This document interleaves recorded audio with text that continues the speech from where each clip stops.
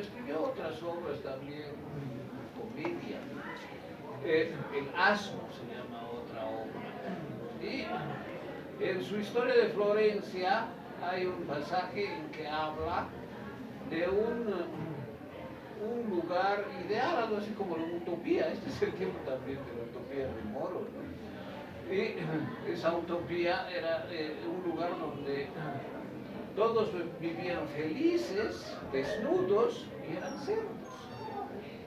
Entonces vivían retosando en el lodo y comiendo, bueno, las porquerías que comen los cerdos, ¿no? Felices y sin ningún problema. Pero de pronto alguno de los cerdos se volvió ambicioso y quiso tener más que los demás. Un poco es el cuestionamiento a la teoría del buen salvaje de Rousseau, expresado de forma muy sardónica.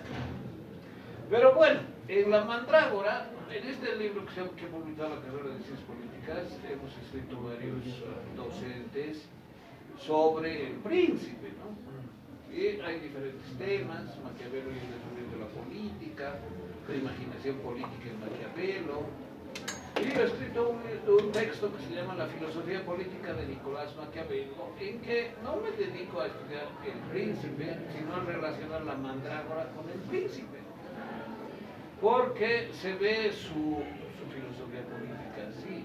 ¿Cuál es su filosofía política? Primero, él tiene una concepción negativa del hombre, tiene una antropología negativa. ¿Eso qué significa? Bueno, esto es mucho antes de Rousseau, ¿no? Pero claro, es una teoría opuesta a Rousseau. ¿De qué consiste? Que el hombre naturalmente es egoísta, es ruin, es veleidoso y está siempre ansioso de acumular poder. Entonces, esta antropología de Maquiavelo muestra una visión muy negativa de la naturaleza humana. Todos son de lo peor, de la peor calaña. No hay quien se salve, es decir, los hombres no son buenos naturalmente, sino son egoístas, mentirosos, engañadores, y todo para su beneficio inmediato. Claro, algunos no logran gran cosa porque son los pobres diablos, ¿no? Es decir, los miserables que no tienen mucho que ganar. Pero también hay otros que pueden ganar mucho, y esos son los gobernantes, y a ellos está dirigido el príncipe, les dice esta carta, para dar normas generales, así dice, normas, orientaciones, hay que entender, ¿no? Orientaciones de qué puede hacer usted, que es regente, que es rey, que es príncipe, que es gobernante en una ciudad-estado como Florencia o como cualquier otra de la península itálica. Entonces, en ese contexto, en el contexto de que estas ciudades-estados se regían por diferentes gobernantes, darles sugerencias para gobernar mejor ha sido sumamente importante. Maquiavelo es considerado el iniciador del realismo político. Y por realismo político se entiende ver la política sin ningún lastre moral, porque para él la moral es un lastre. Es decir, si tú quieres ser político y tienes posición de poder, es decir, has heredado un principado, un reino, lo que sea, entonces tienes que considerar al menos estas sugerencias, estas normas que da él para gobernar para tu beneficio. No es para beneficio de tus súbditos, de tus vasallos, es tu beneficio. ¿Y cuál es tu beneficio? Como tú eres, como todos los demás, alguien que quiere poder, más y más poder. Entonces, esto que yo les digo a los gobernantes es para que aumenten su poder o para que lo conserven si es que peligran, porque pueden perder también. O sea, es posible que un príncipe gobierne mal. ¿Y qué significa gobernar mal? Perder el poder. ¿Y eso qué significa? No ser virtuoso. Fíjense, utiliza la palabra virtud, que italiano es así, se traduce por virtud. ¿Y quién es virtuoso? El buen príncipe. ¿Cuál es el buen príncipe? El que sabe lo que hay que hacer en el momento y la circunstancia precisa. ¿Y qué hay que hacer? Eso depende, ¿no? ¿Y en qué se basa? En la historia. Las referencias en el príncipe son siempre históricas. Y dice cuando fulano de tal hizo tal batalla, etcétera, etcétera, etcétera. Es decir, las referencias son pasajes de la historia, porque Maquiavelo era también un historiador, conocía, dominaba la historia. Y no solo la historia militar, la historia política, antigua, de su tiempo. Entonces las normas generales se basan en primer lugar, en la historia. Ahora, esas normas generales suponen que tú que eres príncipe no vas a tener ningún lastre moral. Si tienes que mentir, robar, contratar mercenarios, asesinar, calumniar, no importa, pero hay que saber hacerlo. Y hay que saber cuándo hacerlo y con quién hacerlo.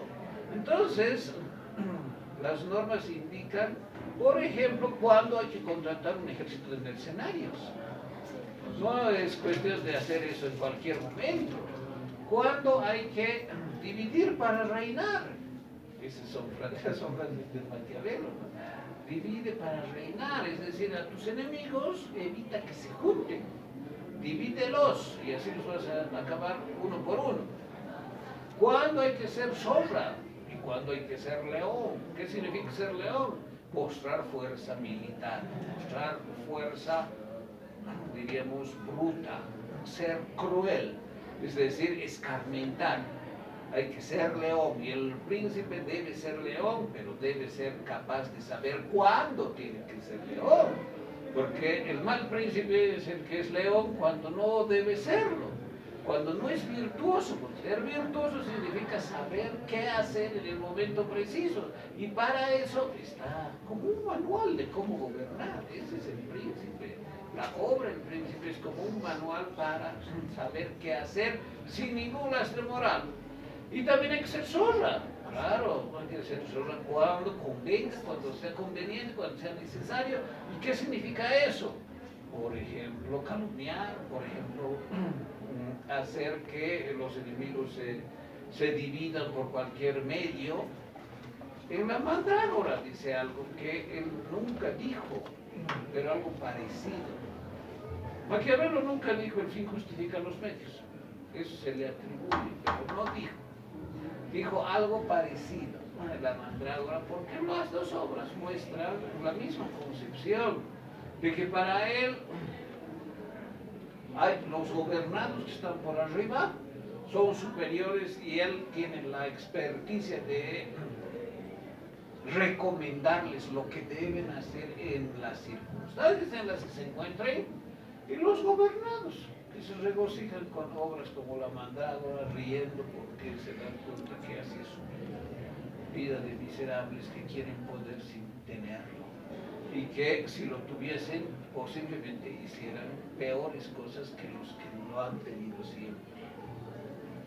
Entonces, hay una concepción negativa del hombre, hay una concepción de la política exenta de la moral, es más, debe liberarse la política de la moral, no puede tener el lastre de la moral, y su elaboración teórica de realismo político concierne a lo que es una teoría de las élites, es decir, él escribe para las élites, no escribe para el pueblo gobernado ni para el bien común. No, eso quedó atrás en los textos clásicos de Platón y Aristóteles, que conciben la política como el arte de realizar el bien común, no y tal en el caso de Maquiavelo. Bien, entonces vamos a quedar aquí a esa hora, no sé si tienen algún comentario.